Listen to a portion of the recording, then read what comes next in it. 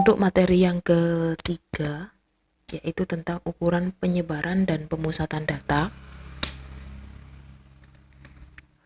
Di ukuran pemusatan dan penyebaran data di sini sebelumnya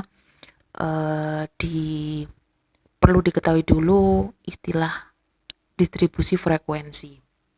Jadi sebenarnya distribusi frekuensi di sini adalah salah satu bentuk penyajian data, cuma penyajian datanya dalam bentuk tabel, karena memang tabel itu adalah penyajian data yang paling umum. Distribusi frekuensi di sini dibagi menjadi dua, ada yang namanya tabel distribusi frekuensi tunggal seperti ini, ada yang namanya kelompok, tabel distribusi frekuensi kelompok. Nah,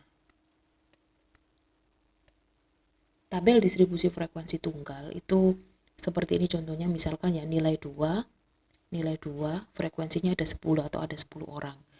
Nilai 4 ada 11 orang dan seterusnya. Sedangkan untuk yang kelompok berarti ini dikelompokkan nilainya. Yang mendapatkan nilai 30 sampai 39 ada 1 dan seterusnya. Namanya kelompok. Nah, antara tabel distribusi frekuensi tunggal maupun kelompok itu ada plus ada minusnya.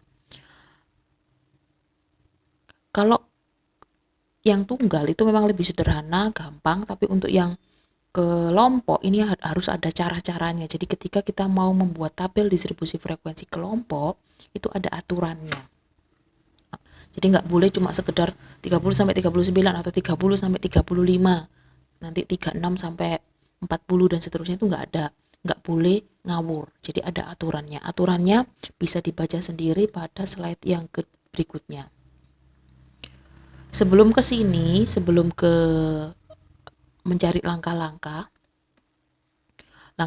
dari distribusi frekuensi kelompok, yang perlu diketahui adalah yang ini. Jadi harus tahu dulu, seandainya ini diketahui ada tabel distribusi frekuensi kelompok. Jadi angka yang ada di depan ini namanya adalah tepi bawah, sedangkan yang sebelahnya itu namanya tepi atas, yang ini namanya kelas. Jadi 100 sampai 109, 110 sampai 119 itu namanya kelas. Jadi berdasarkan ini kelasnya ada 1, 2, 3, 4, 5, 6, 7, 8, 9. Jadi ada 9 kelas. Setelah itu ada yang namanya interval. Interval di situ adalah berapa banyak data dalam satu kelas. Nah, ini kan kelas. Datanya ada berapa? Dari 100 sampai 109 itu ada berapa angka? Caranya bagaimana? Ya tinggal didaftar aja. Didaftar aja manual. Jadi gitu. 100, 101, 102 sampai 109 itu ada berapa? Jadi kebetulan di sini berarti intervalnya ada 10. Ini juga 10, ada 10 dan itu wajib sama. Nah, ini namanya tabel distribusi frekuensi kelompok. Kemudian untuk untuk ukuran pemusatan data yang akan saya jelaskan hanya 3 macam, yaitu rata-rata, min, sama modus. Rata-rata, min, median, dan modus cuma ada 3. Sedangkan untuk ukuran penyebaran data yang akan saya bahas cuma ada 3. Nanti yang lainnya bisa dibaca sendiri. Ini. Jadi ukuran penyebaran datanya yang akan dibahas ada 3. Ini saya tulis 2, tapi sebenarnya ada 3 boleh. Ada yang namanya varians, simpangan baku atau standar deviasi.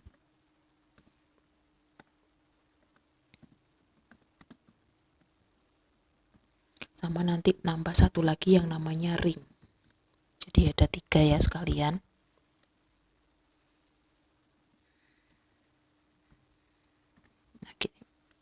Ada 3. Nah, untuk perhitungan, untuk rumus-rumus yang ada di sini bisa dibaca sendiri, karena pada akhirnya kita nggak akan menggunakan cara manual atau cara-cara rumus. Semuanya akan kita lakukan secara software. Bisa pakai Excel atau pakai SPSS. Sekarang misalkan dulu. Misalkan saya akan mencari ukuran penyebaran data dan pemusatan data dengan menggunakan Excel. Kebetulan ini sudah saya tulis datanya, jadi di sini anggapan adalah data tentang nilai siswa nilai ulangan harian siswa seperti ini bentuknya. Sekarang kita akan mencari ukuran penyebaran dan pemusatan data. Ini kebetulan sudah saya tulis, sudah saya ketik. Nah, misalkan seperti ini.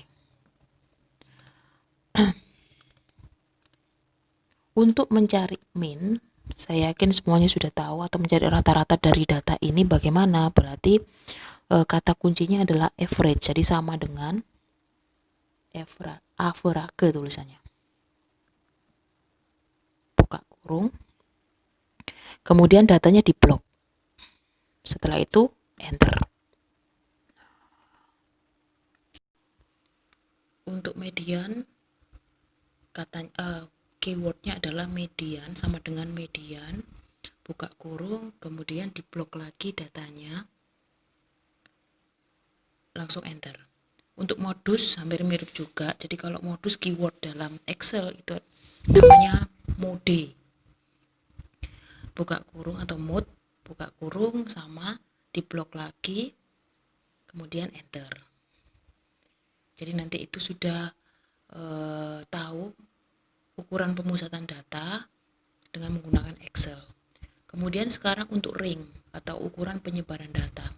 Karena ring di sini adalah selisih antara nilai terbesar atau data terbesar dengan data terkecil, maka kita perlu tahu dulu nilai terbesar atau data terbesar dari data itu sama terkecilnya.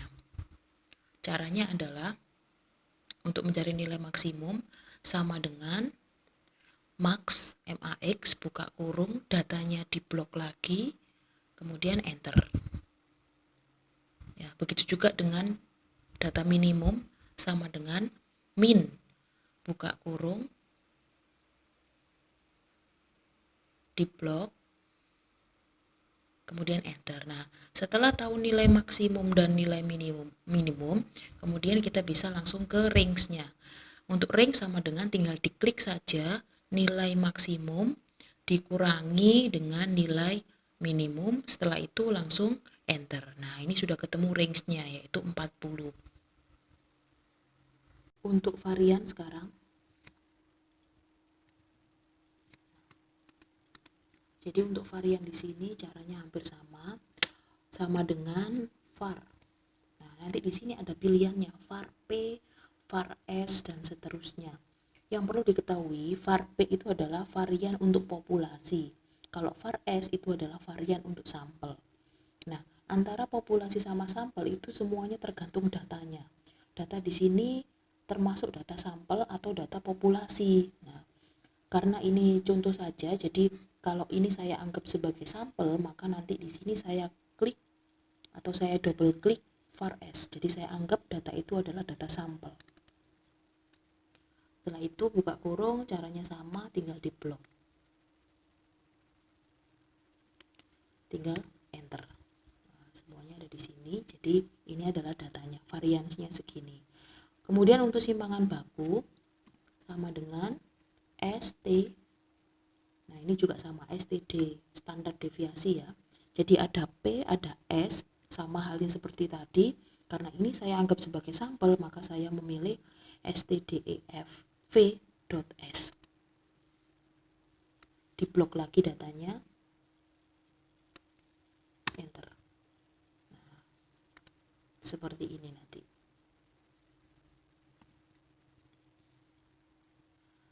Nah, ini adalah cara mencari ukuran pemusatan data dan penyebaran data dengan menggunakan Excel. Untuk selanjutnya, kita akan mencari ukuran pemusatan dan penyebaran data dengan menggunakan SPSS. Jadi saya anggap ini semuanya sudah menginstal SPSS-nya masing-masing. Jadi kalau sudah terinstall, SPSS itu bentuknya seperti ini. Jadi hampir mirip dengan Excel. Jadi ada kolom dan barisnya. Cuma yang perlu diketahui adalah untuk SPSS ada sedikit perbedaan. Jadi kalau di Excel, ketika kita mau menulis data ini tadi kan termasuk data yang sama. Maksudnya data yang sama adalah data nilai ulangan harian. Ada sekitar berapa ini, saya tidak tahu berapa jumlah siswanya, jadi ada sekitar 100 lebih ini, 100 lebih siswa, data ulangan harian, datanya sama yaitu ulangan harian.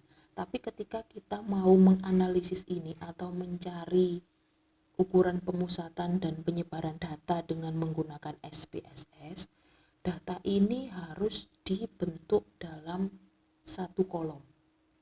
Jadi kita nggak boleh ngopi data ini ke SPSS, contohnya misalkan seperti ini ya.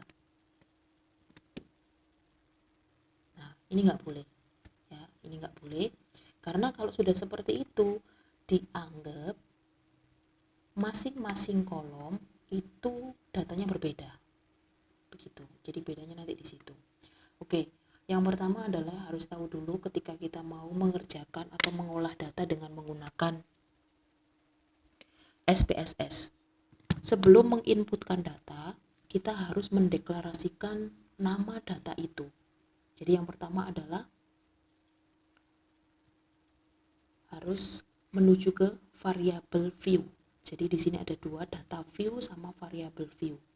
Data view itu digunakan untuk input datanya, sedangkan untuk variable view itu untuk deklarasi data. Jadi kita harus ke sini dulu sebelum ke data view. Setelah kita klik nanti bentuknya seperti ini. Nah, bentuknya seperti ini, ada nama, ada tipe, ada panjang, ada desimal dan seterusnya. Misalkan saya tadi mau data tentang ulangan harian, jadi saya tulis UH, kemudian tinggal di enter. Nah, ketika di enter nanti otomatis kolom yang lainnya terisi, jadi kayak gitu. Ulangan harian, namanya adalah ulangan harian, tipenya adalah numerik, jadi ini angka, jadi data yang dimasukkan nanti adalah data angka. Kemudian bisa diganti-ganti juga di sini, cuma kebetulan nah ini bisa diganti-ganti numerik, koma, dot dan seterusnya, tapi kebetulan karena ini data angka ya sudah, saya langsung pakai numerik. Saya cancel dulu. Kemudian width ini di sini adalah panjangnya berapa. Jadi di sini default itu bawaan dari aplikasinya atau softwarenya itu 8, boleh diganti. Artinya width 8 di sini atau panjangnya 8 itu bahwa data yang diinputkan nanti maksimal 8 digit gitu. Kalau lebih dari 8 digit dia nggak bisa, kecuali diganti. Misalkan saya ganti jadi 20. Jadi artinya data yang diinputkan ke data view nanti maksimal ada 20 digit. Kemudian desimal di sini adalah angka di belakang koma. Angka di belakang koma di sini defaultnya atau dari sananya 2. Jadi boleh diganti. Boleh 1, boleh 0, boleh 3 dan seterusnya. Tapi di sini saya tetap menggunakan 2 saja biar enak. Untuk yang lainnya tidak perlu di rata kiri, rata kanan, enggak terlalu penting juga. Jadi yang harus tahu memang ada 4 kolom ini. Setelah kita mengisi ini nanti atau ulangan harian, nanti di data view otomatis yang di atas berubah menjadi UH, ulangan harian. Padahal yang lainnya kan var, ini berubah jadi UH. Setelah deklarasi baru kemudian nilainya atau datanya bisa dimasukkan. Nah, tadi saya bilang ya, untuk di SPSS kita tidak bisa langsung copy paste seperti ini. Nah, nanti gini.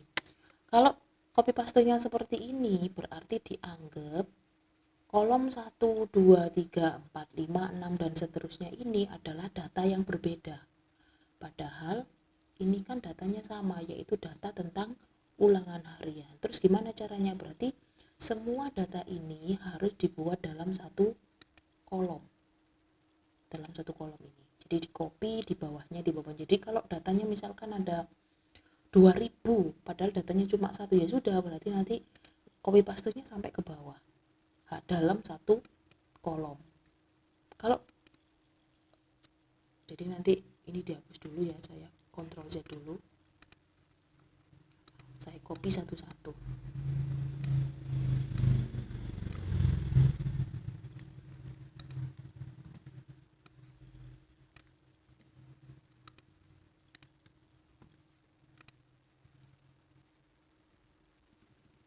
Jadi di bawahnya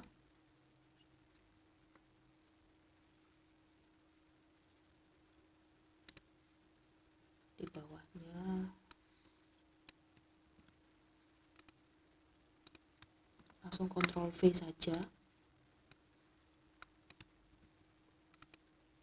Biar nggak terlalu banyak, ini saya anggap segini saja dulu sampai sini. Nah ini untuk selanjutnya dan seterusnya seperti ini. Nah sekarang ketika kita mau mencari ukuran pemusatan dan penyebaran data, coba diperhatikan. Untuk mengetahui itu, klik analyze atau analyze. Jadi diklik, kemudian statistik deskriptif atau deskriptif statistik, kemudian dipilih frekuensi. Nah, diklik. Ketika diklik, akan muncul Windows seperti ini. Windows seperti ini, jadi ada jendela baru. Nah, kita kan mau menganalisis data pada tabel UH. Jadi UH-nya ini diklik 2 kali atau klik di sini, masukkan ke sebelahnya, kolom sebelahnya. Atau klik 2 kali boleh, klik 2 kali. Setelah masuk ke sini, jadi maksudnya adalah yang mau saya analisis adalah data atau kolom UH. Ini kolom UH ini ya. Setelah itu statistik, klik statistik. Nanti muncul data baru, Windows baru, jendela baru. Tinggal kita centang, kita mau nyari apa. Tadi kan kita mau nyari rata-rata, median, modus, kemudian standar deviasi atau simpangan baku, varians, kemudian ring. Nah, ini dicentang semuanya sesuai kebutuhan. Setelah itu baru continue. Misalkan saya mau gambar ya. Gambar di sini sudah ada pilihannya chart. Boleh kalau mau gambar. Saya gambar dalam bentuk tabel batang. Diagram batang, berarti bar chart dipilih. Kemudian baru continue, sudah klik OK.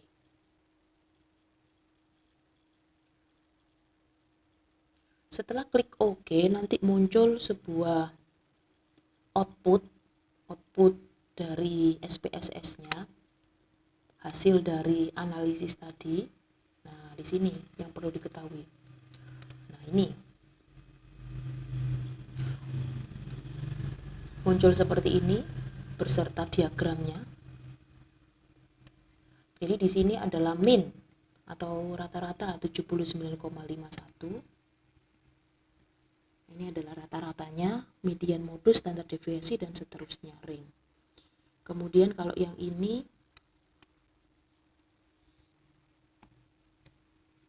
hanya akumulasi saja. Jadi maksudnya di sini adalah 60 ada 4, 62 ada 1, 64 ada 2, dan seterusnya. Setelah itu ini adalah gambar grafiknya. Nah, untuk gambar grafik di SPSS memang tidak sebagus di Excel. Nah, jadi memang kalau di Excel kan bisa warna-warni, bisa dipilih warna apa dan seterusnya. Tapi kalau sudah di SPSS ya bentuknya memang sudah seperti ini saja. Misalkan data ini ini adalah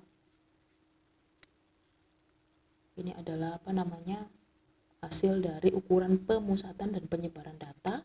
Ini sekaligus gambar dari tabel distribusi, gambar dari grafiknya, grafik batang ya. Nah, seperti itu. Nanti bisa dicoba sendiri untuk mencarinya lagi. Mungkin sampai di sini dulu saja terkait masalah ukuran penyebaran dan pemusatan data. dengan menggunakan SPSS maupun Excel. Nanti dilanjutkan di materi berikutnya. Terima kasih. Assalamualaikum warahmatullahi wabarakatuh.